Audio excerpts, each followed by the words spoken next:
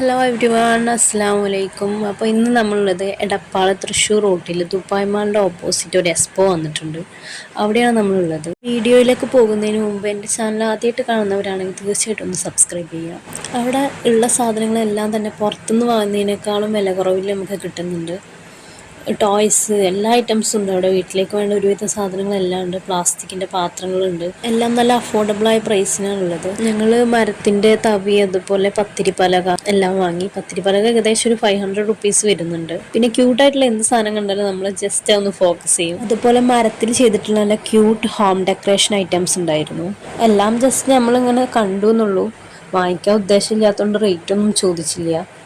ഈ മരത്തിൽ ചെയ്തിട്ടുള്ള എല്ലാ ഹോം ഡെക്കറേറ്റിംഗ് ഐറ്റംസും വളരെ ക്യൂട്ടായിരുന്നു കാണാനായിട്ട്. പിന്നെ അതിൻ്റെ അടുത്തായിട്ട് തന്നെ ആയിരുന്നു പെന്ന് അതുപോലെ ഫാൻസി ഐറ്റംസ് ഒക്കെ ഉണ്ടായിരുന്നത്.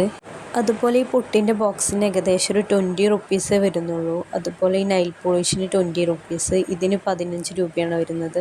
പിന്നെ ഈ ബ്ലാക്ക് കളർ ക്രാബിന് വരുന്നത് 10 രൂപയാണ്. പിന്നെ ഈ 2 ബണ്ണും കൂടെ 15 രൂപയേ വരുന്നുള്ളൂ.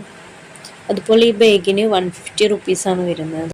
അതുപോലെ ഈ ബാഗിന് വരുന്നത് 200 റുപ്പീസാണ്. പിന്നെ ഈ ഒരു ബാഗിന് വരുന്നത് 350 റുപ്പീസാണ്. പിന്നെ അതിൽ കുറച്ച് വലുതിന് വരുന്നത് 380 ആണ്. നേരത്തെ പറഞ്ഞ പോലെ ക്യൂട്ടായിട്ടുള്ള എന്ത് കണ്ടാലും അതിനെ ജസ്റ്റ് ഒന്ന് ഫോക്കസ് ചെയ്യും.